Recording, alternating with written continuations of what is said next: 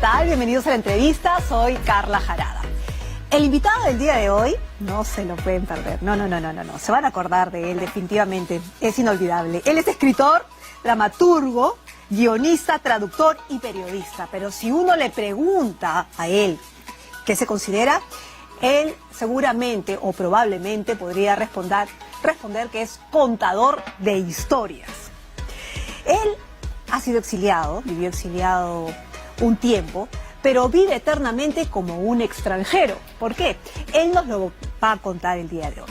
Él ha ganado el premio Alfaguara a la literatura, pero por supuesto que de eso, que marcó un hito en su vida, ha hecho muchísimo más y nos lo va a contar el día de hoy. Estamos hablando de Santiago Roncagiola.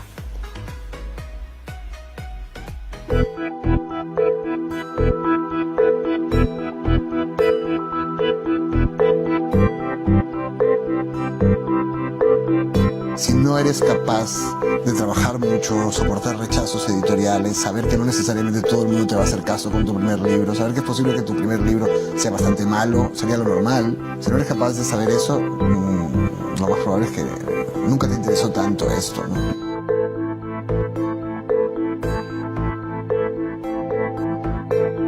Creo que hay tres elementos en la carrera de todo escritor: el trabajo, el talento y la suerte también. Pero en tus manos solo está el trabajo.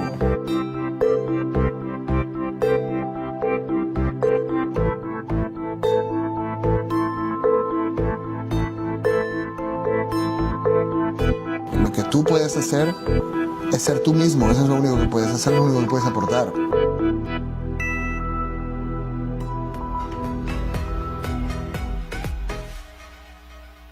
Aplauso de bienvenida para Santiago Roncagiola. Un lujo tenerlo acá para conversar largo y tendido. ¿Cómo estás? Bienvenido. Un poco viejo, después de ver las fotos así de los viejos tiempos me he sentido... ¿Por qué viejo? Porque estoy en la mediana edad, soy sensible. ¿Estás sensible? Es que algo que no he dicho de una de las características de Santiago Roncagiola es su sentido del humor. Tiene mucho sentido del humor, ¿no? Creo que sí. Creo que... toda mi generación creció en un lugar tan infernal que aprendimos a reírnos de las cosas para no llorar, ¿no? Ajá. Y en general creo que los latinoamericanos, que la gente que lo ha pasado mal, no tanto, por ejemplo, no necesariamente los más jóvenes, pero la gente que lo ha pasado mal en muchos países tiene mucho sentido del humor y un sentido del humor bastante negro también, frecuentemente. Sí. Claro, pero tú has vivido, digamos, en varios países, ¿no es cierto? Tú has podido, digamos... Sí, pero los hundo todos. Ah, los hundes a todos. ¿El peor? México, viví en México cuando fue la crisis financiera del 82, vine a Perú, guerra interna, posterior dictadura, me fui a España, llegó la crisis económica, llegué a Cataluña, se querían independizar. Yo tengo un don. O sea, tu sentido del humor debe ser catastrófico. Creo que le voy a vender mis servicios a Corea del Norte. Uy, no. Terrible. ¿Quieres hundir un país? Soy tu hombre. Ok, vamos a empezar. Nos vamos al inicio, ¿te parece? ¿Qué? Mira lo que hemos encontrado. Ya, por eso decía que me estaba sintiendo un poco mayor. ¿Pero no reconoces a tus hijos ahí también, un poco? Puede ser, sí, pero realmente pienso sobre todo en esa foto en México, ¿no? En haber crecido en el DF, en la colonia, en la avenida Río Mixcoac. ¿Cuánto tiempo estuviste en México? ¿2 años o un poquito más? Mis primeros recuerdos ya son de México. O sea que, y volví como a mediados de los 80, entonces son bastante más de 2 años, pero, bastante más. Pero son los que, sobre todo son los años de los primeros recuerdos, los primeros años en los que te vas haciendo persona y de los que tienes conciencia, entonces yo llegué aquí siendo un mexicano, no entendía muy bien lo que pasaba. Este país, sí. Ahora, pero tienes en el subconsciente que, no sé si luego ya, supongo que sí porque lo vemos en tus libros, pero claro, ustedes se van exiliados a México, pero tu papá... Bueno, exiliado mi papá, ¿no? Al gobierno le daba igual, que yo me podía quedar si quería. Exiliado tu papá, pero en gran forma la familia está exiliada, ¿no? Se van todos. Y alguna vez leí, o tú lo has dicho también en varias entrevistas, que tú has crecido entre tíos exiliados, entre niños exiliados, sí, ¿no? Sí, todos los opositores pues, de Argentina, de Uruguay, de Chile, de todos los países que tenían dictaduras, México Latina. tenía una política de puertas abiertas a los exiliados. Había tenido una muy buena experiencia recibiéndolos de la Guerra Civil Española, y cuando empezaron a exiliar en los 70 en América Latina los recibió también. Y entonces todos se juntaban ahí, ¿no? Y creo que era un poco pintoresco, éramos un poco pintorescos. Yo tenía una camiseta del Frente Sandinista de Liberación Nacional con fusiles cuando tenía 5 años. Y de Saddam Hussein. Y de Saddam Hussein. Y eso es lo que no quieres decir. Sí, también tenía una de Saddam Hussein porque era el anticapitalista. Pero también creo que ahí se forjó la idea de América Latina, digamos. Todos estos latinoamericanos que venían de muchos sitios empezaron a sentir que formaban parte de una comunidad común, ¿no? Muchos de estos tíos conspiradores que yo tenía, que fumaban y conspiraban en la sala, luego han sido también, ¿eh? políticos, sí. Eran intelectuales, si no fumabas no eras nadie. Pero es cierto que ustedes jugaban, o sea, digo, los niños, los hijos de estos tíos que conspiraban y que hablaban mucho de la revolución en esa época, ¿no es cierto? Obviamente ustedes escuchaban, ¿no es cierto?, esas conversaciones, y ustedes jugaban a la revolución. Sí, bueno, yo digo que sí, mi padre dice que eso es mentira, yo insisto en que eso es verdad. Eso es verdad. Pero además el que estaba jugando era yo, no él. Entonces, O sea, ¿tú te acuerdas? Yo creo que sí, que jugábamos pues a las cosas. Nuestra idea de jugar a la guerra era jugar a la revolución, eso era lo que nosotros teníamos como referente. Además era normal, es decir, era algo de lo que todo el mundo hablaba. Claro, era su mundo, digamos, ¿no? Sí, o sea, en esos años todavía no era un proyecto desechado, era un proyecto de hecho activo en Asia, activo en Europa, activo en América, así que era como normal andar haciendo revoluciones por la vida. Claro, porque eras de izquierda, eran hombres de izquierda, hombres, mujeres de izquierda. Ahora, ¿en qué momento eres consciente de los miedos que hay? Porque, claro, ustedes se van porque llamaban a tu madre, estando acá en Perú, la policía llamaba y decía, sácame del error si es que no, ¿no? Sabemos dónde está tu esposo, lo estamos fichando, lo tenemos al frente, así que ya sabes, ¿no? Sí, a ver si ella se equivocaba y lo llamaba o lo buscaba. Pero yo era muy chiquito para recordar los momentos de la persecución. Yo simplemente empecé a tener memoria en México. Mi primera percepción de miedo fue cuando regresé, en realidad. Fue saber que en la Lima de los 80 no podías cruzar no podías ir de un barrio muy lejos, claro. Era peligroso. Podía explotar una bomba, o sea, que estabas preparado y habías escuchado muchas bombas. Yo qué sé, saber que los apagones, que de repente todo se volviese negro. Toda esa infancia fue la que yo La tarea con la vela. La tarea con la vela. Y llegar a todas las fiestas con tus velas, ¿no? Y a todas las cenas con tus velas porque se va a ir la luz. Recuerdo la primera, en esa época que yo vi, en esa época daban en Canal 2 unos ciclos de películas de terror, todavía me acuerdo.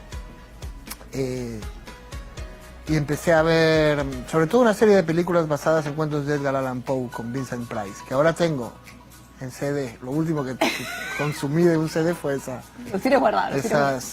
películas de terror. Y me fascinaron las historias de terror, los policiales, las historias de suspenso, porque cerrabas el libro y se acababan, no terminabas y se acababan. No eran como el miedo real, que nunca se acababa. Era un miedo... Y tenían mucho más que ver con mi vida que realmente lo real maravilloso o el realismo mágico, todas esas cosas literarias. Claro. Eran muy buenas, pero lo que tenía que ver con mi vida era el terror, el suspenso, era la posibilidad de morirte en cualquier momento, ¿no? O sea, es vivir en constante suspenso, zozobra, ¿no? Sí. Zozobra. Ahora, cuando ya estás aquí, te vas a la Inmaculada, ¿no? A estudiar a la Inmaculada, digamos, ¿no? Y ¿no sientes este choque? Porque claro, tú venías de un mundo donde eran hombres, mujeres de izquierda que hablaban de hacer la revolución, y te encuentras con un país que está en una revolución totalmente distinta. La revolución es horrible, además, sí. ¿No? Sendero Luminoso. Y que más bien en la Inmaculada había otro discurso, ¿no es cierto? Porque además todos estábamos asustados con la revolución que se estaba viviendo en este país, ¿no? Bueno, pero mi padre también tenía claro en mi casa que esta revolución no le gustaba nada. Claro, No había que ser un genio Claro. para saber que esto no se parecía en nada Claro. a lo que estos latinoamericanos habían pensado o soñado alguna vez. No siento un cambio de discurso especial, lo que sí es mi recuerdo es de... mi mayor impacto fue que era un colegio de hombres. Ahora es un colegio mixto al fin, pero yo siempre me pierdo las partes buenas. Ya. Era un colegio solo de hombres en una sociedad muy reprimida y que transmitía toda la violencia del exterior al contacto entre esta manada de chicos, ¿no? Entonces, la gente siempre me pregunta si no fue muy duro ir a un colegio de curas, y yo siempre pienso que los curas eran los civilizados, nosotros éramos unos salvajes, pero los jesuitas eran más o menos modernos y muy abiertos en general de mente. Pero toda esta sensación de estar encerrados en un mundo solo de hombres, en un país violento donde la violencia estás insensibilizado porque la tienes todo el tiempo, sí recuerdo que generaba unas dinámicas muy violentas entre los chicos en mi colegio y en muchos otros de las mismas características. Eso fue lo que te llevó finalmente a escribir uno de los libros más locos, que es Crecer es el oficio.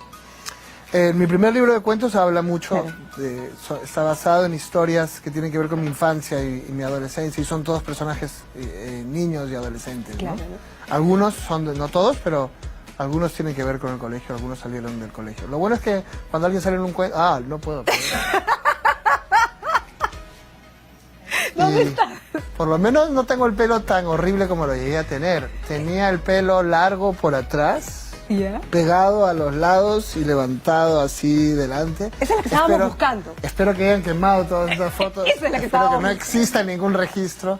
Ahí, en fin, no es especialmente grave. Pero sí, ese es un grupo de chicos del colegio con el que tocábamos música. Y este era tu desfogue, digamos. ¿Qué música tocaban?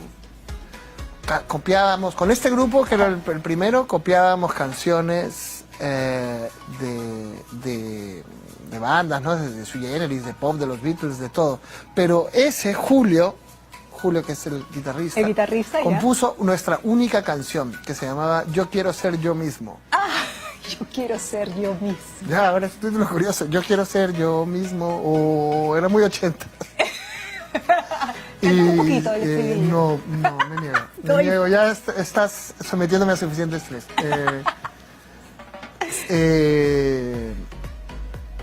Lo que dijo, lo que recuerdo del comentario de un amigo de mi madre cuando nos fue a ver tocar, él dijo, la ciudad debe estar en un profundo silencio porque todo el ruido está acá.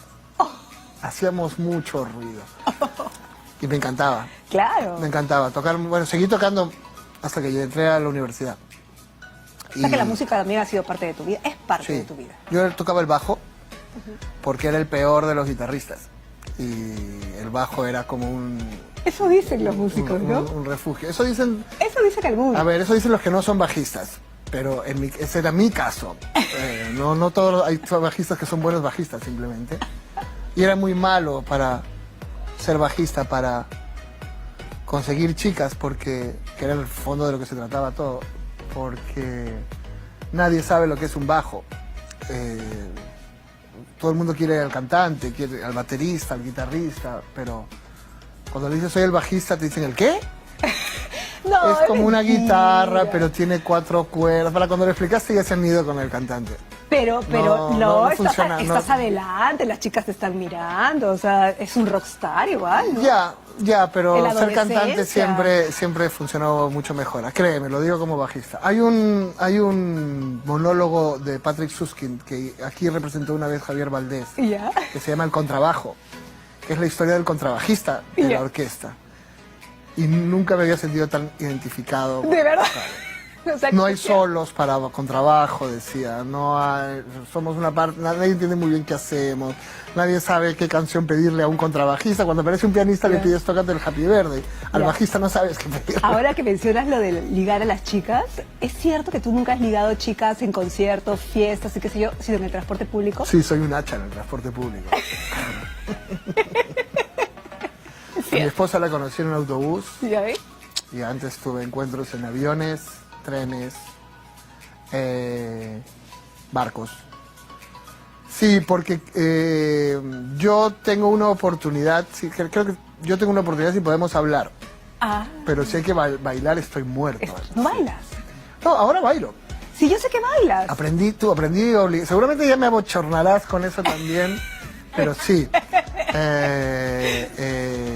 Nunca bailé mucho, nunca fui mucho de las discotecas, no las soporto directamente, entonces no hay muchas ocasiones en las que realmente conozcas a alguien y te sientes y hables, salvo el transporte público. Es cierto, es Usen cierto. el transporte público, además es ecológico.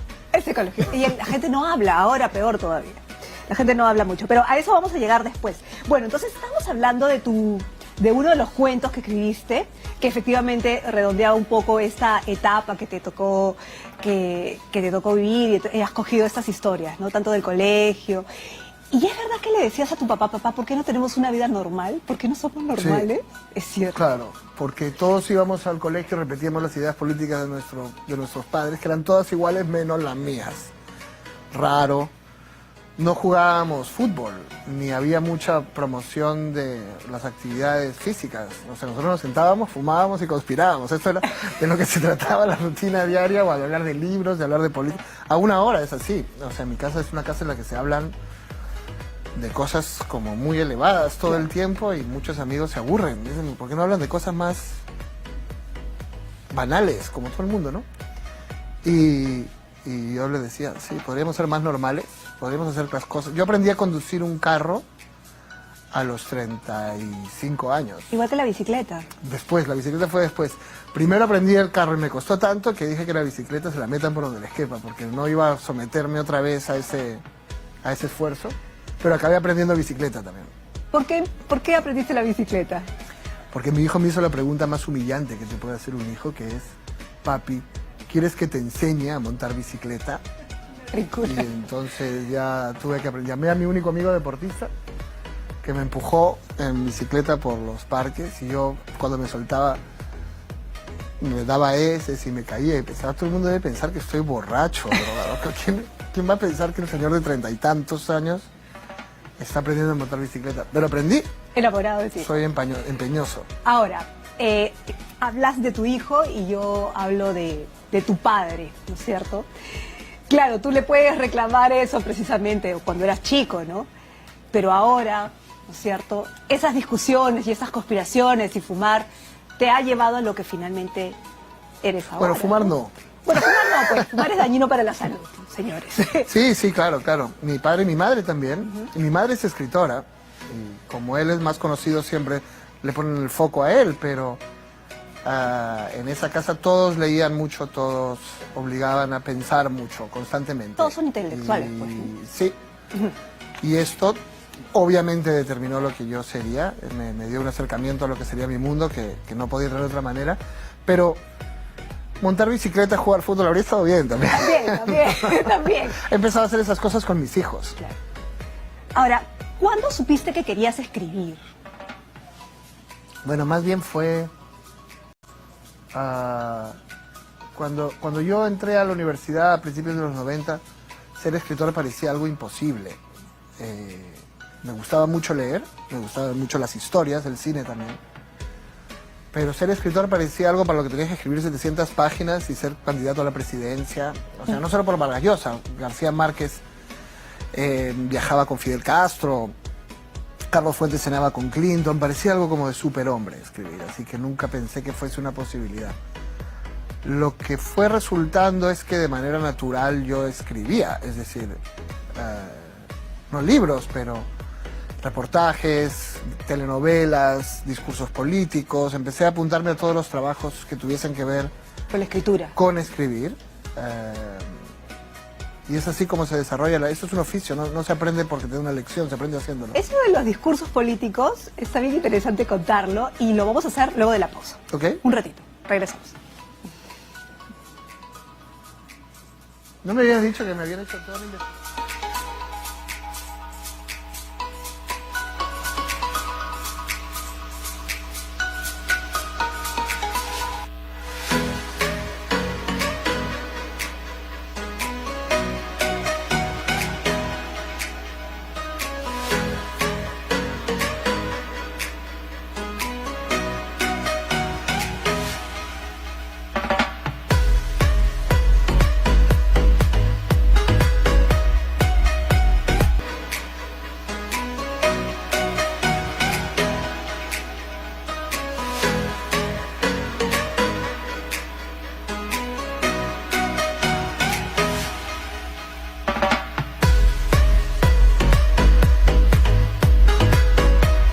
Mira esas fotos.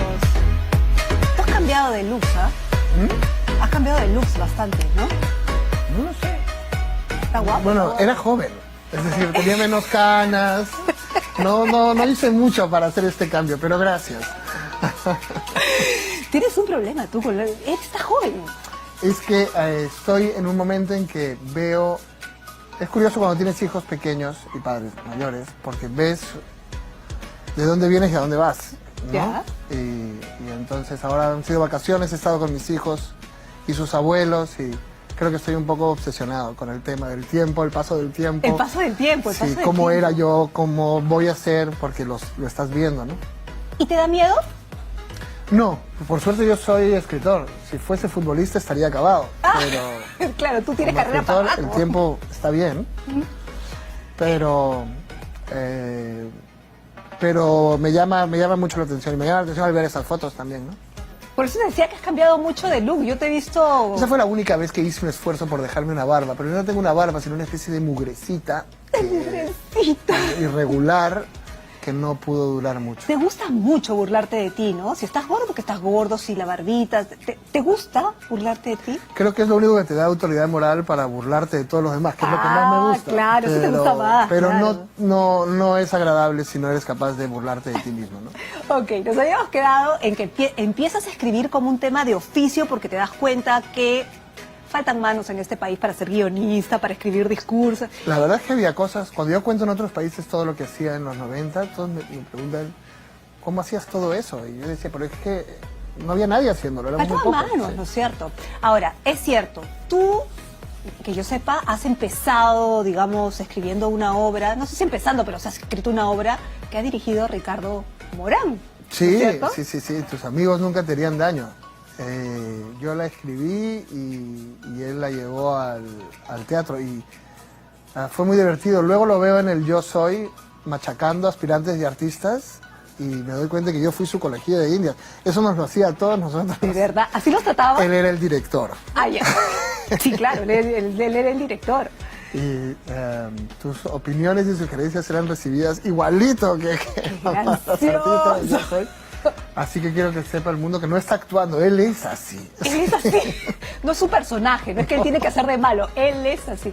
Él vino y dijo... Pero bueno, Claro. tiene la autoridad para hacerlo porque era realmente muy brillante. Su capacidad de controlar lo que pasaba en una escena era muy aguda, muy precisa. Tenía muy claro qué es lo que quería. Y para mí fue un aprendizaje también. Yo aprendí de él, aprendí de cómo se monta una obra de teatro. Y recuerdo con mucho cariño toda esa experiencia y toda esa ilusión de unos chicos montando una obra de teatro con nada, ¿no? No teníamos un céntimo. Creo que todavía me debe $20. Todavía te debe. El presupuesto. Ahora, pero van a reponer la obra, ¿no? Te han pedido. La van reponiendo. Es una obra que No pasa, pues, no pasa. es por muy la curioso temática. porque para mí es como si no fuese yo. Habla de una persona que era yo hace mucho tiempo. Esas son todas las cosas con el paso del tiempo que me tienen sorprendido. Reconozco que es una obra honesta porque realmente habla mucho de lo que éramos mis amigos y yo en ese momento. Y supongo que al final la gente de alrededor de 20 años suele ser más o menos así, sigue siendo más o menos así de un modo u otro. pero yo la veo y pienso, así éramos, esta panda de brutos éramos. Es extraño ver la obra, no es fácil describir qué pasa con una obra después de tanto tiempo. Es como tú cuando te ves en el pasado, ¿no? Te choca verte. Sí, y otra cosa que a uno es como escuchar tu voz en una grabadora. Sí. Es raro. Se supone que eres tú, pero no parecías tú. No te sientes tú. Entonces, eso cuando va pasando el tiempo hay más tus ahí en el mundo, y fotos de ellos y grabaciones de ellos, y te preguntas qué de ese queda vivo, ¿no? ¿Dónde está? ¿Cuándo es que empiezas a escribir sobre los miedos? Porque los empiezas a entender, empiezas a hacer empatía con ellos, porque eres una persona que normalmente no juzgas, pero tratas de ponerte en el zapato de los otros a la hora que escribes. ¿Has entendido esos miedos y por eso has escrito de ellos? Creo que escribir te libera un poco, es bastante terapéutico. Cuando vas a una terapia y hablas de las cosas que llevas dentro, haces un proceso parecido al de una historia, una novela, ¿no? Que es juntar palabras para dejar salir las cosas que llevas dentro. Y sin duda yo crecí con el miedo como emoción distintiva, y también es una de nuestras emociones más primarias, más básicas. Es la que nos dice: no entres aquí que está oscuro, no entres aquí que es peligroso, no te acerques a esto o a esta persona. Pero nunca me planteé escribir sobre ellos, es algo que descubrí con el tiempo, que era lo que estaba haciendo, ¿no? Siempre uno escribe lo que puede realmente, no lo que quiere. Vas descubriendo tú mismo qué es lo que puedes escribir, porque está dentro de ti. Y en algún momento me di cuenta de que una constante muy dominante era el tema del miedo, el tema del mal también. ¿Por qué alguien hace cosas brutales? Son preguntas que yo tuve que hacerme mientras crecía, y que todos tuvimos que hacernos mientras crecíamos. ¿Por qué alguien pondría una bomba al lado de mi casa? ¿Por qué alguien me mataría a mí? Y no creo que nunca alcances una respuesta, porque las respuestas cambian. Pero solo formular las preguntas correctas te ayuda a sanarte de las cosas, de los traumas, de las cosas que llevas en tu mochila. ¿Y te hacías las preguntas correctas o huías de ellas de vez en cuando? No, bueno, hay muchas maneras de vivir. Quizás las preguntas correctas dependen de con quién estés. Y yo siempre fui moviéndome. Quizás por eso me resulta fácil empatizar, que es algo bueno por el escritor, porque siempre me he tenido que volver a convertir en otra persona. Cuando vine de México, cuando fui a Madrid, cuando fui a Barcelona, y entre todas estas cosas he cambiado mucho de Te lo pregunto, tipo de escritura. Porque tú has sido funcionario de la época de Alberto Fujimori, ¿no es cierto? Y bueno, no cualquier funcionario. Has estado, aunque alguna vez en alguna entrevista te lo dijeron de broma, has sido un oscuro funcionario de la época de Alberto Fujimori. Funcionario creo que es demasiado digno. Yo era un empleado. Pero no público, pero empleado nomás. No eras cualquier empleado, o sea, estabas dentro de la Defensoría del Pueblo, y en esa época la Defensoría del Pueblo era popular porque creo que logró empatizar y acercarse a la población en una época complicada. Sí. ¿Y era por tus discursos? No por mis discursos, pero mis discursos eran parte de lo que, o sea, yo me adaptaba a Jorge Santisteban. Para poner en actos, el señor hacía los discursos del defensor y los discursos de la Defensoría del Sí, entre otras cosas, ahí ¿no? discursos y veía cosas en general de comunicación, pero sobre todo en los discursos. Y aprendí muchísimo también con él, porque había que denunciar los atentados de derechos humanos, pero a la vez había que trabajar con el Estado para resolverlos. No eras un político opositor, tenías que ser... escuchar también al otro lado mucho y hacer unos discursos que siempre iban al borde del abismo. Recuerdo que un día le puse en un discurso a Santisteban, hablé de la destrucción de las instituciones democráticas. Y en ese mismo discurso iba a haber políticos oficialistas, ¿no? Así que mientras íbamos ya en el carro, me decía: Es que destrucción, yo no puedo decir esto. Van a matar. Empezamos a decir debilitamiento de las... oscurecimiento de las... emborronamiento de las... La palabra terminó, aún lo recuerden, desdibujamiento de las... Que era una palabra que el opositor podía usar como denuncia, pero el Estado también podía decir, bueno, solo se están desdibujando. Claro, o sea, no se están destruyendo, ¿no? Y la política es así, la política tiene un nivel de sensibilidad para cada palabra, cada adjetivo, cada coma que la hace interesante para un escritor. Saber cómo, tener que pensar cómo va a ser interpretada cada línea de lo que digamos, porque además es un contexto explosivo, y tener algo que ver con el tema de derechos humanos también fue algo muy importante. Claro, pero Santiago, ese fragmento de tu discurso viene genial en esta época también. No, no? Lloran miseria, chicos. Estas crisis no es una tontería de crisis. O sea, este Chancaya 5 es la de la época. A ver, yo sí, sé que nos hace mucha ilusión que nos vaya muy mal, pero yo vengo de un país en que no hay gobierno. O sea, en España no hay gobierno, no lo va a haber, según parece, porque no se pueden poner de acuerdo. Ya pasamos un año sin gobierno. Así que no, necesitamos algo mejor para una crisis. Aquí sea como sea, las cosas se van a resolver según unos cánones institucionales, legales. Me das esperanza, me das esperanza. No hay de otra, o sea, eso es lo que va a ocurrir. Claro. Ahora, entonces, claro, comparado con lo que pasaba en esos años, donde no estaba garantizado que nada se fuese a resolver legalmente, esto está bastante más civilizado. Está bastante bien. Ahora, ahí es donde nace, ¿no es cierto?, la historia que de alguna manera te llevaría a ganar el premio Alfaguara, ¿no es cierto? Abril Rojo. Y ahí nace de alguna manera tu personaje Chacaltana. Sí. Que es un fiscal, que ahora, digamos, los fiscales parecen también ser, no sé si también podrían ser personajes de novelas, ¿no? Son los únicos que tienen dignidad de personaje de novela, yo creo. En este momento. En estos momentos. De nuestra historia. De nuestra historia, haciendo un paralelo. Claro.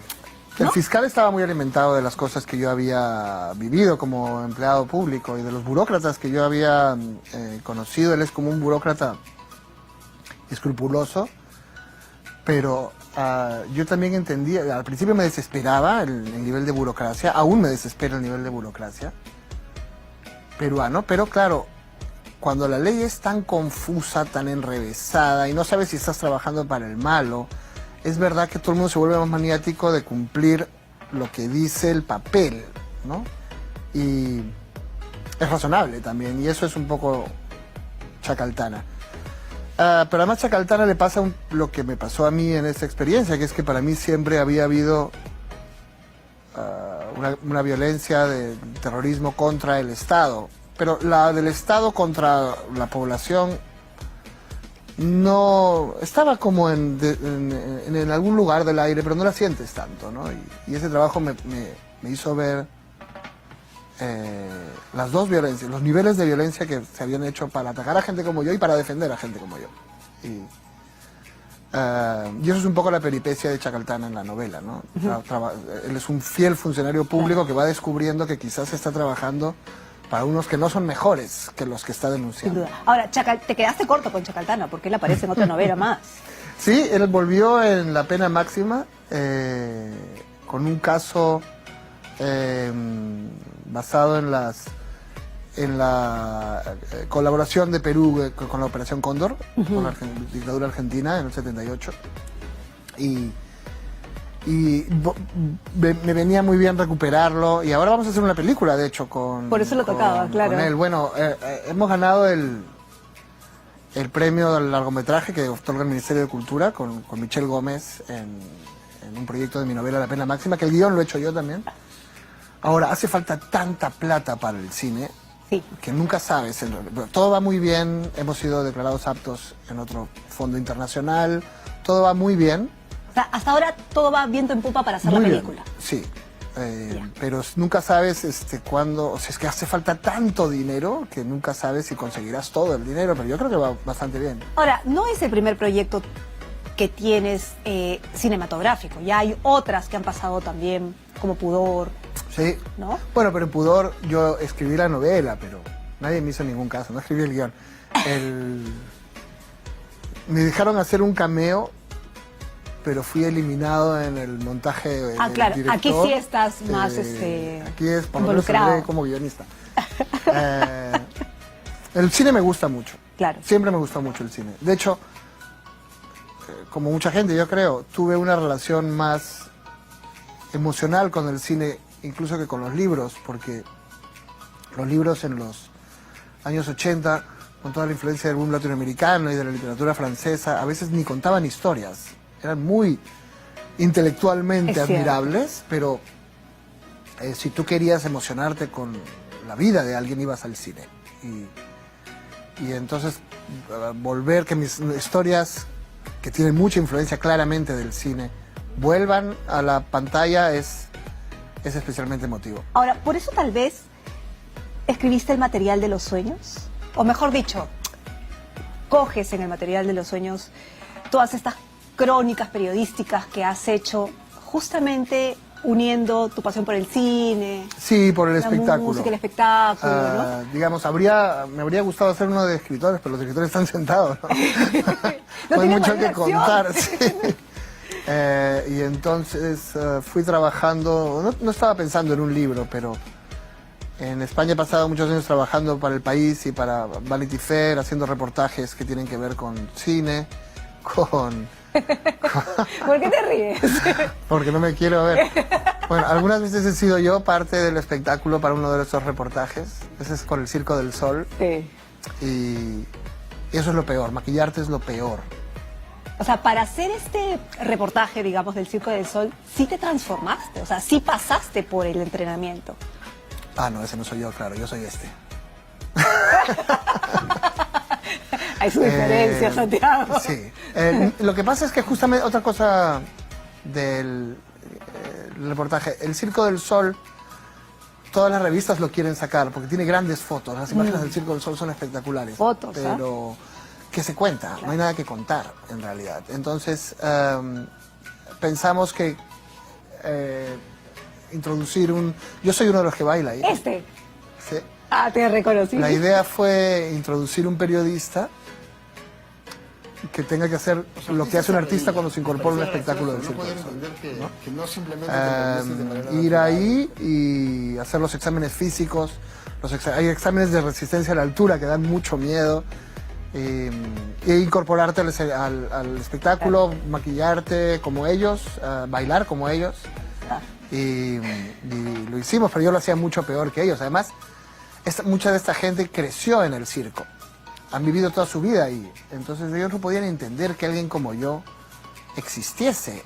Les parecía que yo estaba o bromeando o siendo antipático, porque no podía dar un salto triple mortal como todo el mundo, ¿no? Claro, debes haber sido bien raro, ¿no? O sea, era una cosa muy rara. Claro, como diciéndote, sí. ¿Qué estás haciendo acá? Y su capacidad de movimiento es gigantesca. Luego bailé, hice mi número y salí muy orgulloso, pensé que lo había hecho muy bien. Y cuando... está editado con mala leche, pero... todo el resto lo hice muy bien. Y cuando salí muy orgulloso de lo que había logrado, porque no podía creerlo, yo ni siquiera bailaba, no podía creer lo que había hecho. Vinieron otros tres y me dijeron, no te preocupes, si sigues ensayando te saldrá mejor. No, te bajaron de la nube. A todos les había parecido una catástrofe lo que yo había hecho. Pero eso es también algo hermoso de los reportajes. Ser alguien, y de la literatura, ¿no? Ser alguien que no eres normalmente, convertirte en otra persona. ¿Es cierto que amenazabas a tu hija con bailarle en la puerta del colegio si no te daba un beso? Sí, ¿cómo sabes eso? Sí. Sí. ¿De verdad le hacías eso? Íbamos al colegio y no quería darme un beso porque estaban sus amigas y tal. Y le decía, pero dame un beso. O me das un beso o me planto en la puerta de tu colegio y bailo mi maldita coreografía del Circo del Sol y grito, ¡esa es mi hija, esa es mi hija! Y entonces me daba un beso y salía corriendo. Lo máximo. Pero mi beso lo tenía. Te salías con la tuya. Pero con eso nos vamos a la pausa y volvemos con más.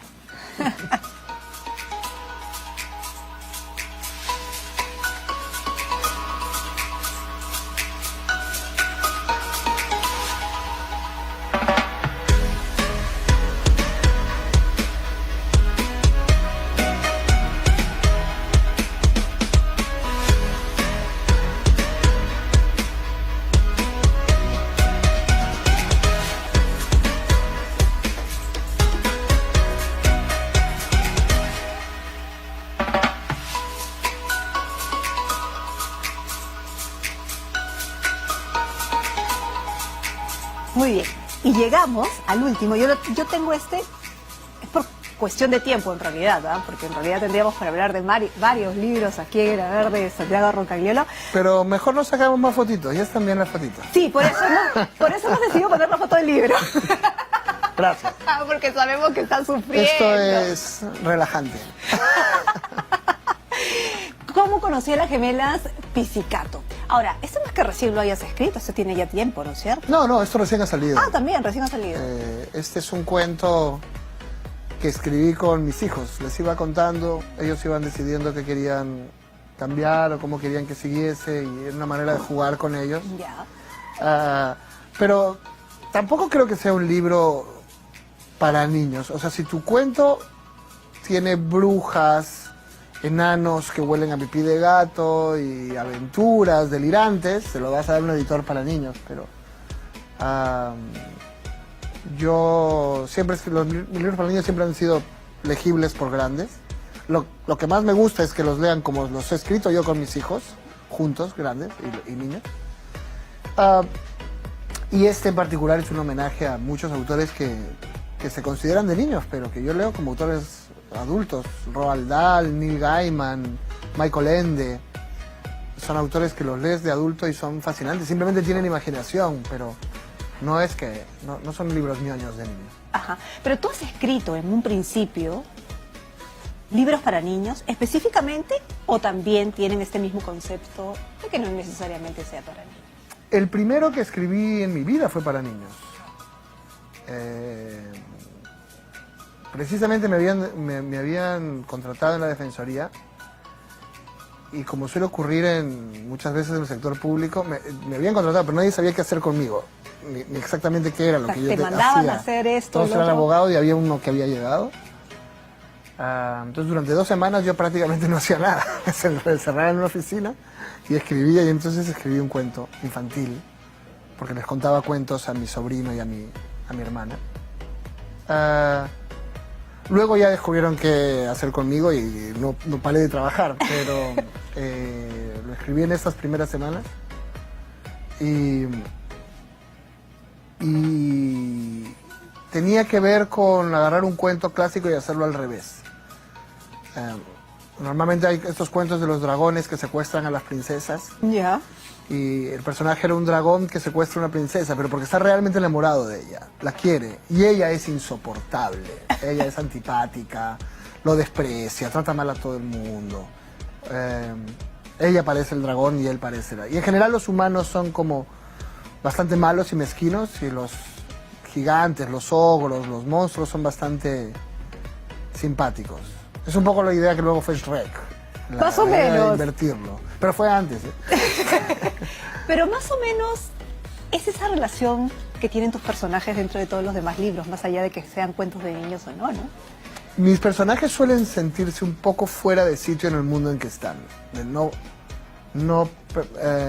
encontrarse a gusto. Suelen ser raros, de alguna manera. Suelen ser diferentes. Creo que vivimos en un mundo que soporta mal la diferencia, que cuando alguien es diferente, el grupo tiende a aislarlo o torturarlo, por ser de otra raza, de otro país, de otro color, de otra orientación sexual. Lo diferente nos pone nerviosos, lo que sale de la norma. Y creo que un poco mis libros siempre han sido un alegato a favor de la gente diferente. Porque yo mismo era un niño raro, supongo.